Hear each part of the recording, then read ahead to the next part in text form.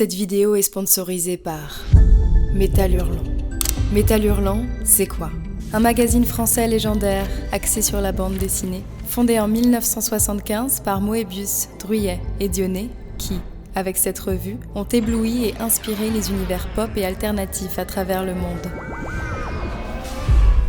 Après s'être arrêté en 2004, le magazine renaît de ses cendres en 2021, sous la forme d'un trimestriel épais et soigneusement mis en page. 300 pages de créativité, pimentées par un ton irrévérencieux et subversif. Et dans le dernier numéro en date, actuellement dans les kiosques, Métal Hurlant vous propose une immersion sur le thème du transhumanisme. À travers moult bandes dessinées et articles grinçants, glaçants, inquiétants, nous rappelant notre triste condition d'humain bientôt obsolète, cherchant à repousser les limites du corps, des fonctions cognitives, et à modifier la nature jusqu'à oublier où commence la retouche. Et si vous avez encore soif après ça, Métal Hurlant vous propose une interview exclusive et plutôt excitante du grand Paul Verhoeven. Robocop, Showgirls, Total Recall, je pense que vous voyez de qui on parle. Disponible en kiosque et en librairie pour moins de 20 €, ou tout simplement en s'abonnant directement sur metalhurlant.fr via le lien dans la description, ce qui vous donnera accès à 20% de réduction. Si vous prétendez être fan de SF, vous savez ce qu'il vous reste à faire. Bonne lecture et bonne séance.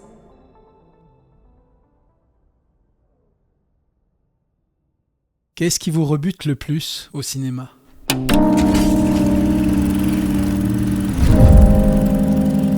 Je parle pas d'un style de film en particulier, ni des clichés ou facilités d'écriture qui vous fatiguent le plus. Non, je parle juste d'émotions esthétiques. La violence, la peur, le drame, ou bien des choses moins viscérales, comme le caustique, l'humour décalé, l'humour noir, le naturalisme, le burlesque, la rupture de ton, etc. Disons que vous pourriez vous laisser surprendre, parce qu'il n'y a pas de mauvais outils, mais sur le principe, ça vous gonfle. Vous voyez ? Qu'est-ce qui vous met profondément mal à l'aise ? Mais c'est tellement pourri, je voulais te le montrer, t'as vu comme c'est nul. Pour ma part, ce que je déteste le plus au cinéma, c'est la mièvrerie. L'étalage de pathos mal dosé. Des dialogues larmoyants, on se prend dans les bras sur de la musique triste, et hop, voilà que le film perd subitement tout son relief, ses contrastes. On n'est plus libre de ressentir quoi que ce soit, c'est comme si le film se figeait. La pénible injonction de devoir se mettre à chialer. De toute façon, il n'y a pas grand chose d'autre à faire dans ces moments-là. La mise en scène est en pilotage automatique. Sachant qu'en plus de l'aspect complaisant et superficiel de ce genre de scène, c'est la musique qui fait 95% du taf, alors... You complete me. You had me at hello. Love it. Je pense pas pouvoir y faire grand chose, c'est plus fort que moi. Genre, le film qui reste encore celui que je déteste le plus au monde, tout genre confondu, c'est Les Petits Mouchoirs quand même. L'humanité actuelle vit en répondant à des questions qu'elle ne se pose pas. Oh la vache, oh ta gueule putain. Bon après vous aurez compris que je ne fustige pas l'appel à l'émotion ou l'empathie au cinéma pour le principe, ce serait lunaire. Tout cela est très relatif et dépend évidemment du style de film dont on parle et à qui il s'adresse. On va pas reprocher à Maman j'ai raté l'avion d'être un peu mièvre, faut pas déconner. Non, de manière générale, je parle moi de cette sensation de gêne lorsque le sensible devient sensiblerie. Il y a des cinéastes qui contournent le pathos avec pudeur et sobriété, ceux qui se vautrent littéralement dedans, et d'autres encore qui semblent constamment sur un fil en équilibre entre les deux, comme ce bon Steven par exemple. Parfois sa sincérité et la maestria de sa mise en scène me fait fondre en larmes, et puis des fois c'est l'overdose. Vous avez déjà vu Always ? C'est un calvaire à regarder ce truc. Bon, mais après il y a des films niais que j'aime beaucoup aussi. Marvin's Room, sorti en 96 par exemple. Un de ces films, qui outre son étalage de sentimentalisme, a le mérite d'aborder avec justesse des sujets qui nous concernent tous, comme la maladie, que faire de nos parents lorsqu'ils deviennent infirmes, l'hypocrisie des rapports familiaux, tout ça. Sur les mêmes thèmes et dans un style radicalement opposé, je préfère de très loin le Amour de Haneke, je précise, mais le mélodrame hérité du classicisme américain, moi ça me va très bien aussi. Diane Keaton est éblouissante, c'est joli tout plein, il y a une petite vieille qui pleure devant les feux de l'amour, moi ça me fait marrer, voilà. Mais enfin, je dois dire que ça m'a toujours interpellé d'observer à quel point les gens y sont réceptifs et avec quelle violence ils peuvent reprocher à certains cinéastes de ne pas y aller, dans le pathos. It's okay. No, it's not okay. Et si le cinéma américain est à l'honneur dans cette vidéo, c'est bien pour sa forte tendance à produire des films que l'on pourrait qualifier de sentimentaux. Pas simplement des drames ou des histoires d'amour, mais des films pensés et calibrés pour faire pleurer. Contrairement aux avant-gardes européennes et russes qui revendiquent leur singularité formelle, la machinerie hollywoodienne et ses films à succès sous total contrôle des majors a quant à elle très vite favorisé le romantisme comme courant artistique, à travers une mise en scène mettant l'emphase sur les émotions des comédiens pour favoriser l'identification aux personnages, de la passion, des larmes, de la tristesse, l'amour et autres nobles sentiments. La dramatisation du récit érigée en standard de base.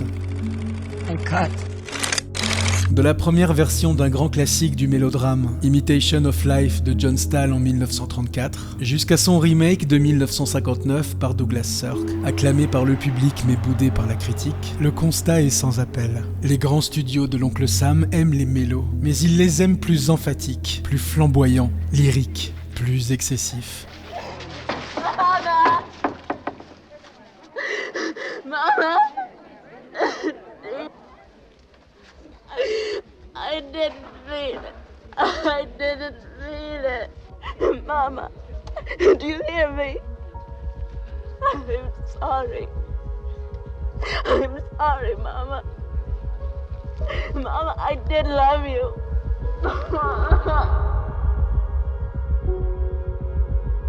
Et cette scène m'a bouleversé. Mais pourquoi m'a-t-elle bouleversé ? Ça repose sur quoi en fait ? À partir de quand on distingue un film émouvant d'un film mièvre ? Difficile à dire, puisque le terme mièvre ne sera ici compris que comme un terme vague et totalement arbitraire qui ne repose sur rien de tangible. Alors quoi vous dire, si ce n'est que tout cela repose sur un subtil dosage soumis à la sacro-sainte subjectivité. Au fond, je suis incapable de vous dire pourquoi je pleure à chaudes larmes devant La vie est belle de Frank Capra, Tel père, tel fils, Sleepers, Totoro, Little Odessa, Au nom du père, la liste est interminable, et pourquoi je souffle du nez devant Dr Patch, Intouchable, Love Actually, Laurence Anyways, Babylone, Forrest Gump, ou encore La ligne verte, que tout le monde porte au pinacle, et qui pour moi est aussi digeste que de la crème fraîche sur de la chantilly. Perso, j'ai pas pu finir mon assiette. Sans doute que l'époque et le contexte de sortie influent aussi grandement sur notre ressenti. Lorsqu'on regarde un drame des années 30, l'aspect volontairement lyrique, ampoulé et opératique d'une mise en scène et d'un jeu d'acteurs répondant à des codes manifestement surannés atténue notre regard critique, et la distanciation se fait plus naturellement. Citez-moi en commentaire ces films qui font pleurer tous vos amis, mais qui, vous, personnellement, vous donnent juste envie de maltraiter des chatons. Alors arrête de pleurer, c'est de la sensiblerie maintenant. Donc désolé, mais mon intro n'a servi à rien. La question de savoir ce qui différencie un film émouvant d'un film mièvre n'est pas une question pertinente. Chacun fait sa tambouille dans son coin après tout. Mais il y a tout de même un film qui me vient à l'esprit, et que je prendrais en exemple si je devais trouver des éléments de réponse. Un film que l'on peut aisément qualifier de mélodrame, et qui, sur le papier, a tous les attraits de la parfaite guimauve pleine de bons sentiments dont les Américains ont le secret, mais qui, par je ne sais quelle magie, contourne tous les écueils que j'ai pu citer précédemment sans jamais tomber dedans. Aujourd'hui, j'aimerais vous présenter quelqu'un. I'm Gilbert. Gilbert Grape.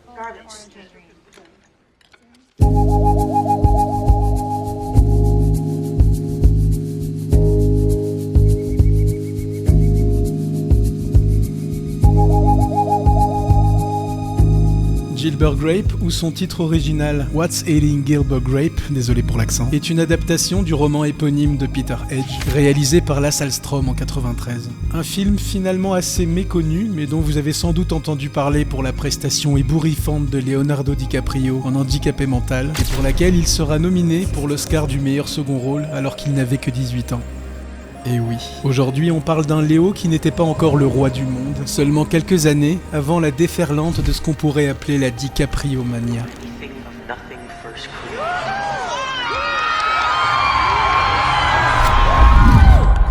Mais on aura le temps d'y revenir. En attendant, qui est Lasse Hallström ?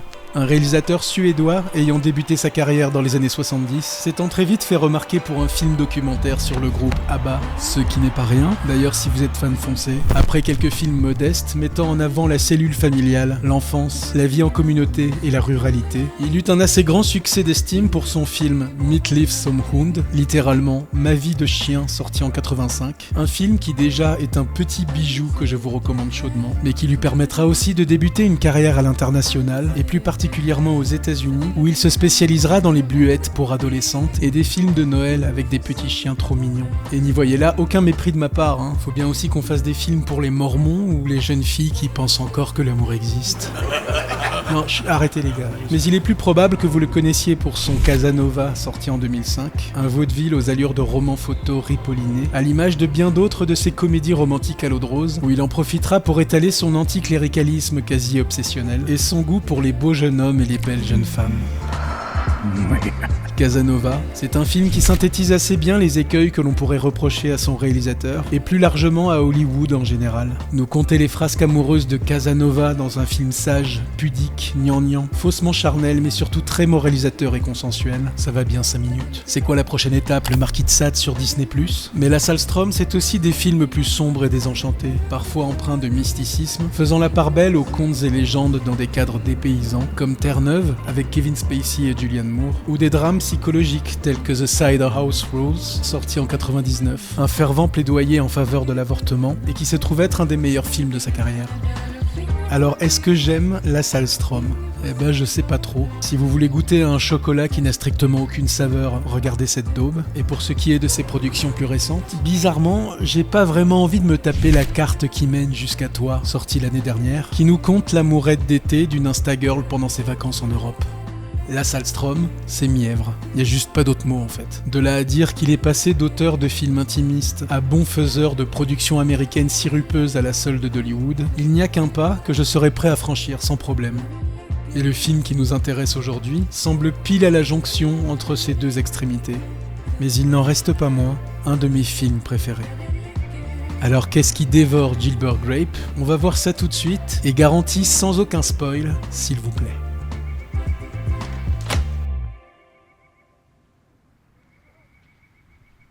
D'abord, on va planter le décor. Endora, un petit village très calme de l'Iowa où il ne se passe pas grand-chose. C'est dans cette maison que Gilbert, notre protagoniste, employé dans une petite épicerie, vit avec sa famille. Une maison que son père a construite de ses mains avant de se donner la mort dans la cave du sous-sol il y a maintenant 17 ans, et qui par ailleurs a sérieusement besoin de rénovation puisqu'elle menace de tomber en ruine tant les fondations semblent usées. Mais heureusement pour l'entretenir, Gilbert n'est pas tout seul. Amy, la sœur aînée, celle qui s'occupe de tout le monde, et croyez-moi c'est un taf à giga plein temps. Enfin elle fait ce qu'elle peut quoi. Hélène, une princesse de poche en pleine crise d'ado, fraîchement libérée de son appareil dentaire. Bonnie, la maman, atteinte d'obésité morbide depuis le décès de son mari et qui n'est pas sortie de la maison depuis plus de 7 ans. Et Arnie, dont c'est l'anniversaire dans une semaine. Au début, les médecins ont dit à la famille qu'ils auraient de la chance si Arnie vivait jusqu'à 10 ans. Seulement voilà, Arnie va fêter ses 18 ans. Well, 10 came and went. Now the doctors are saying, anytime now. Arnie could go at any time. Lorsqu'on regarde un film de ce genre et qu'on nous lâche une telle info au bout de même pas 3 minutes, on est donc en droit de s'attendre à un drame. Ça semble clair. Dans ce film, quelqu'un va mourir. Arnie va mourir. Enfin, il semblerait. Pour ne rien arranger, il est très risqué de laisser Arnie sans surveillance, puisqu'Arnie est obsédé par l'idée de grimper tout en haut du château d'eau de la ville, exploit qu'il tente d'accomplir dès que son grand frère a le dos tourné. Donc quand on nous dit que Arnie peut nous quitter d'un jour à l'autre, c'est pas seulement pour les raisons que vous imaginez. Là, l'espérance de vie, elle tombe en chute libre. Ce qui semble néanmoins beaucoup divertir les passants, parce que j'imagine qu'il n'y a pas grand chose d'autre à voir dans le coin. Come on down, buddy. Come on. Le truc, c'est que ça agace pas mal le chef de la police qui à chaque fois est obligé de mobiliser des agents pour le faire descendre. This is the last time, right, buddy? It's the last time. Come on. Let's go. We'll go back up there again. Let's go. Bon, après je vous rassure, Arnie a aussi d'autres activités pour s'amuser. Par exemple, son grand kiff c'est de grimper dans l'arbre pour observer sa famille faire semblant de le chercher. Et quand je dis que ça l'éclate, ça l'éclate. Ah oui, et il aime bien les sauterelles aussi. D'ailleurs, quand la voix off de Gilbert nous présente Arnie pour la première fois au début du film, on le voit s'amuser à en décapiter une avec sa boîte aux lettres. Et le plan d'après, il est comme ça.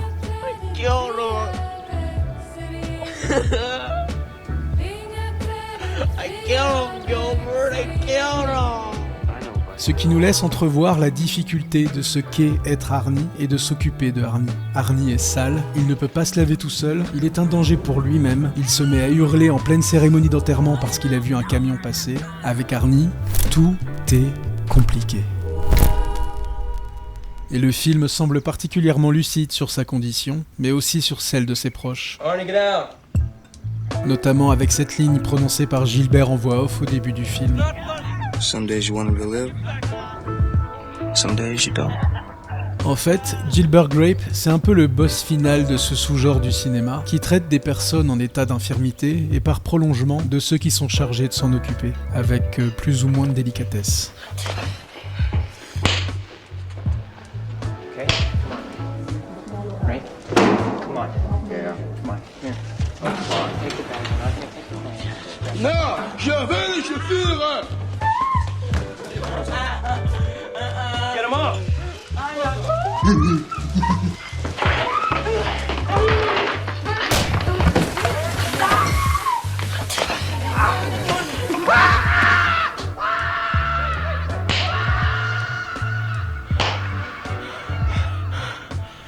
I hit him.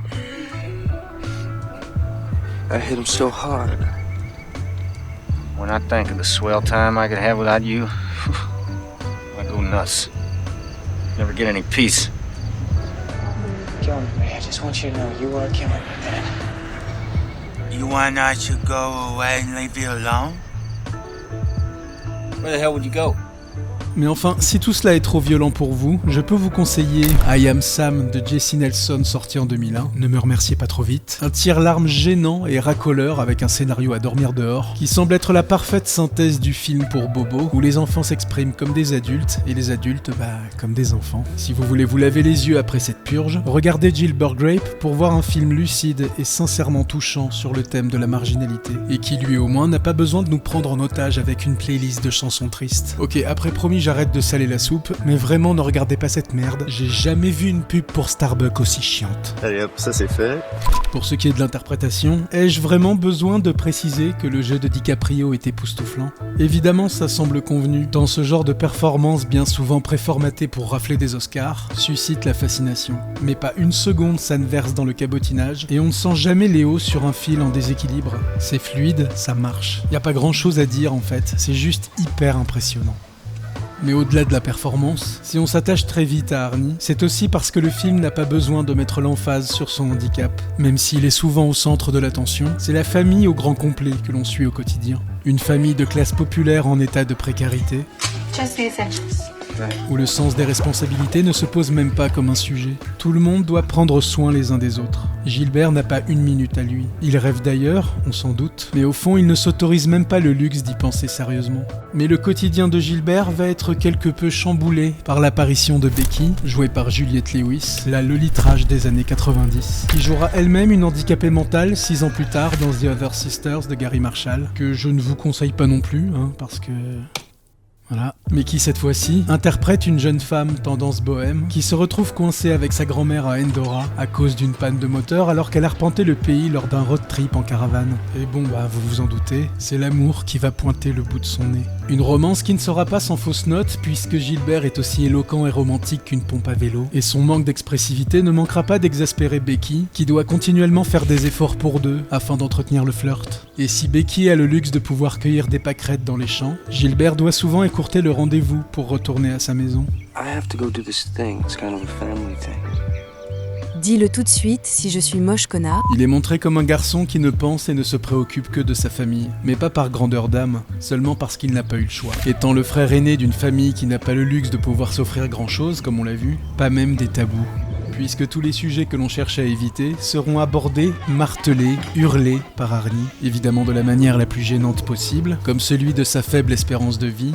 I could go at any time. Shh. Arnie. No. Anytime. Ou encore celui très épineux de la mort du père, dont le suicide a manifestement été un traumatisme pour toute la famille. Dad's dead. Arnie. Dad's dead. Arnie. Suicide qui, je le rappelle, a eu lieu dans la cave de la maison, qu'il a lui-même construite, où ils sont désormais tous entassés à 5, dont la mère refuse de sortir, et qui menace de s'écrouler à tout moment. Là, si vous êtes psychanalyste, normalement vous avez de quoi écrire une thèse rien qu'avec le pitch du film. Et l'avantage avec Arnie, c'est qu'on a même le droit à une démonstration. Mais qu'on se comprenne bien, Gilbert Grape n'est pas qu'un film tendre et mélancolique sur la mort, les responsabilités familiales et les romances contrariées. Gilbert Grape, c'est aussi, voire surtout, un film totalement azimuté qui, à la manière d'un Bagdad Café ou d'un Arizona Dream, nous montre une galerie de personnages hauts en couleur, qui ne font jamais d'humour à proprement parler, mais qui, moi, me fument de rire. Surtout lorsque la famille est réunie au grand complet dans le cadre et que la tension monte jusqu'à la rupture, comme lorsqu'on souffle un peu trop fort dans un ballon en attendant fébrilement le moment où ça va péter. Comme dans cette scène que j'ai très envie de vous raconter. Vous êtes prêts ? Alors que Gilbert déballe les courses, Amy, qui a peur que Arnie foute le camp, dit à ce dernier « Toi, tu restes là, tu bouges pas, d'accord ? Genre, on reste ici, on va nulle part. » Info pratique, simple à comprendre. Arnie acquiesce et se met à répéter la dernière phrase qu'il a entendue en boucle. We're not going anywhere, Gilbert. We're not going anywhere, you know? We're not going anywhere. Pendant ce temps, Hélène souffle dans son turlute avec le seul et unique but de casser les couilles. Parce que c'est vrai qu'on peut pas tous avoir l'oreille musicale, mais enfin pour être aussi nul, faut quand même le vouloir. Arnie, lui, il s'éclate. Là, vous le sentez, hein, que ça va chier. Et ce « on va aller nulle part » sonne évidemment comme un terrifiant mantra dans la tête de ce pauvre Gilbert, qui avant d'aller courir la gueuse, doit d'abord passer le balai, faire les courses, porter la table, porter son frère, laver son frère, surveiller son frère, choper son frère, border son frère, calmer son frère, étiqueter les haricots, faire à manger, faire la vaisselle, réparer le moteur, réparer la cave. Le tout coincé dans sa bourgade perdue au milieu de nulle part, condamné à devenir un triste enculeur de poule qui continue de se faire troller comme la dernière des victimes par une morveuse de 15 ans.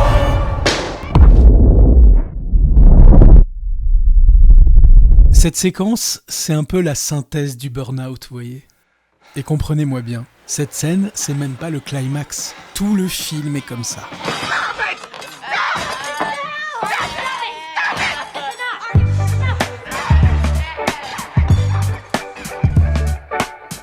Ce film donne littéralement le tournis, tant la volonté de vouloir garder un semblant de cohésion et d'harmonie dans cette famille s'apparente à vouloir jouer au Mikado sur un tourniquet. Tout le monde parle en même temps, ça hurle, ça parle la bouche pleine, ça court partout. Ce film est un chaos permanent, épuisant, mais un chaos irrésistible, qui nuance toujours ses positions avec légèreté, sans jamais nous asséner sa morale de façon péremptoire. Comme par exemple l'arc narratif du patron de Gilbert, gérant d'une petite épicerie de quartier, menacé par un immense foodland à la sortie de la ville. Une manière somme toute évidente d'aborder le sujet légitime des grandes firmes qui détruisent les petits commerces. Mais l'opposition classique de l'Amérique moderne et industrielle, en opposition à l'Amérique rurale des travailleurs modestes, est immédiatement contrebalancée par le personnage de Tucker, le meilleur pote bricoleur de Gilbert, joué par le magnifique John C. Reilly, dont la sincère ambition est de devenir employé chez Burger Barnes. Burger Bar.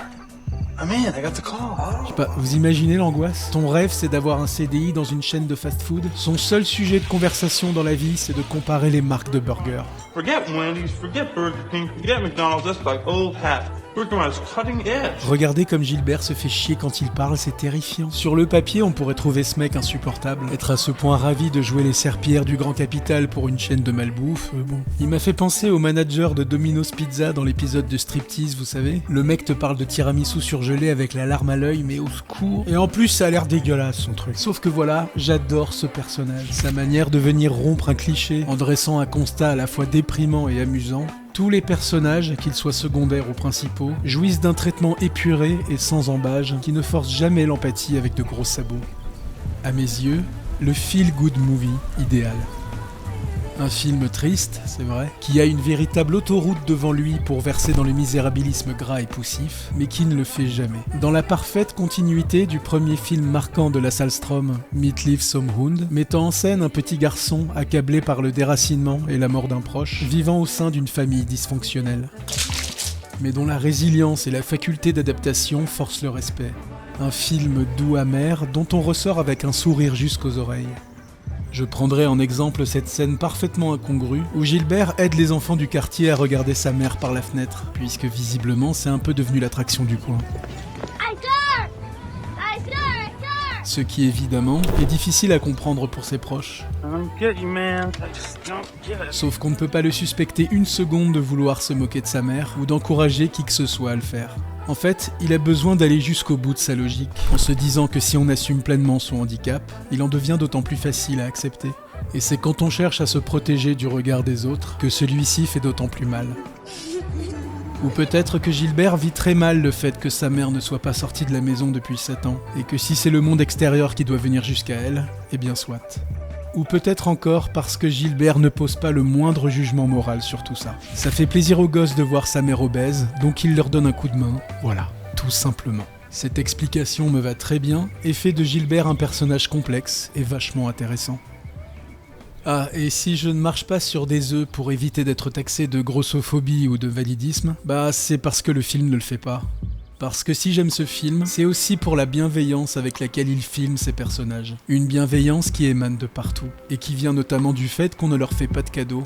La tolérance et l'acceptation de ses protagonistes ne peut se faire qu'à condition de les regarder crûment, dans ce qu'ils peuvent avoir de plus pathétique. Pathétique au sens littéral du terme, hein, pas au sens de l'insulte. C'est même tout le sujet du film d'ailleurs. Je ne vous divulgacherai rien, mais sachez que la fin, qui est proprement géniale, tourne autour du fait que les enfants de Bonnie vont tout mettre en œuvre pour éviter qu'elle ne paraisse ridicule aux yeux des autres habitants de la ville. Sauf que nous, spectateurs, sommes placés du point de vue de cette famille, de leur côté. Et c'est d'un accord tacite que nous ne sommes évidemment pas là pour les juger. Un point de vue empathique, mais jamais complaisant. La principale qualité de ce film, elle est là. Et c'est parce que le film ne prend pas de gants avec Bonnie que son honneur reste sauf et qu'on s'attache à elle. Quitte à faire dériver le film dans le registre de la pure comédie quand il s'agit d'évoquer son problème de poids. Comme dans la fameuse scène où elle va enfin se motiver pour sortir de la maison et qu'on la voit marcher en contre-plongée. Dans cette scène où elle prend la voiture et que le... Si, ça c'est marrant quand même. Ou encore dans la scène où elle traverse le salon pendant que Tucker inspecte le sous-sol, dont on peut se demander si elle n'est pas simplement un hommage à Jurassic Park. She's coming. Hey. You feel that?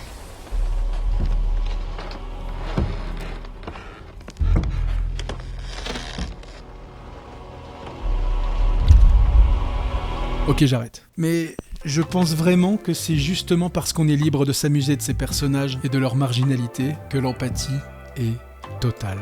Et cet état d'esprit, qui ne s'embarrasse jamais d'aucune posture moralisatrice, est parfaitement incarné dans le personnage de Becky. Je vais pas vous mentir, c'est elle qui m'a donné envie de faire cette vidéo. Becky, c'est cette fille simple, mais jamais simplette, qu'on a tous déjà croisée dans sa vie. Celle qui cherche sans arrêt à simplifier, justement, les rapports entre les gens. I'm not sorry. He's not sorry. We're not sorry. Don't be sorry. I'm not sorry. Et dont la sincérité est à la fois déconcertante, mais peut aussi être mal comprise. Comme lorsqu'elle invite Arnie à venir se baigner avec elle dans les temps, après avoir refusé gentiment de rentrer dans son jeu. Hey, where's Arnie? Say that. I wanted you to swim with me, Arnie. Quand bien même la bienséance voudrait que ce soit nous qui nous adaptions au jeu de Arnie, et non l'inverse, puisqu'il est handicapé. Mais elle ne le fait pas, parce que c'est pas son truc, tout simplement. Et dans le même registre, la scène la plus subtile du film reste à mes yeux la première rencontre entre Becky et Bonnie. On est à la fin du film, et c'est enfin la fête d'anniversaire d'Arnie. Tout le monde profite dehors, les enfants courent partout, il fait super beau, mais voilà. Bonnie a décidé de rester derrière les rideaux car elle n'assume pas de se montrer devant des gens. Mais Gilbert ne l'entend pas de cette oreille et tient pour la première fois à présenter sa première petite copine à sa maman. No. Ce qui va s'avérer compliqué. Okay. Becky s'avance timidement et Bonnie, morte de honte pour aucune raison valable, lui sort. I haven't always been like this. Et Becky répond I haven't always been like this. Vu de l'extérieur, on se rend compte à quel point n'importe quelle autre réponse n'aurait pas été la bonne. Si Becky s'était agenouillée près d'elle pour lui dire « Mais non, vous êtes très bien, ça n'a aucune importance ». Ou pire encore, le fameux « c'est la beauté intérieure qui compte » ou je ne sais quelle autre connerie consensuelle qu'on dit dans ces cas-là. Cette scène de dialogue est totalement dépouillée de ce qui n'est pas strictement nécessaire et juste. À aucun moment Bonnie n'a à se justifier de quoi que ce soit, et Becky le lui fait comprendre de la meilleure façon possible. J'ai pas toujours été comme ça. Point. Je prends votre réplique et je vous la rends telle quelle. Parce que je n'ai absolument rien à faire avec. Je ne sais pas comment on pourrait mieux s'y prendre pour mettre à l'aise quelqu'un. Voilà, c'est tout ce que j'avais à dire pour vous inciter à voir ou à revoir Gilbert Grape. Ça m'a fait du bien ce petit séjour à la campagne, j'espère que vous aussi. À bientôt.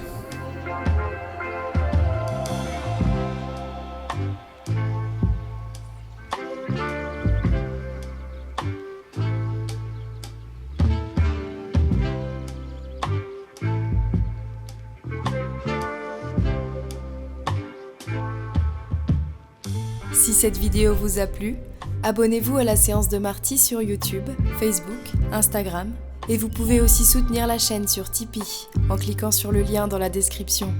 N'étant pas monétisée, la séance de Marty ne peut continuer qu'avec votre soutien. D'avance merci et à bientôt.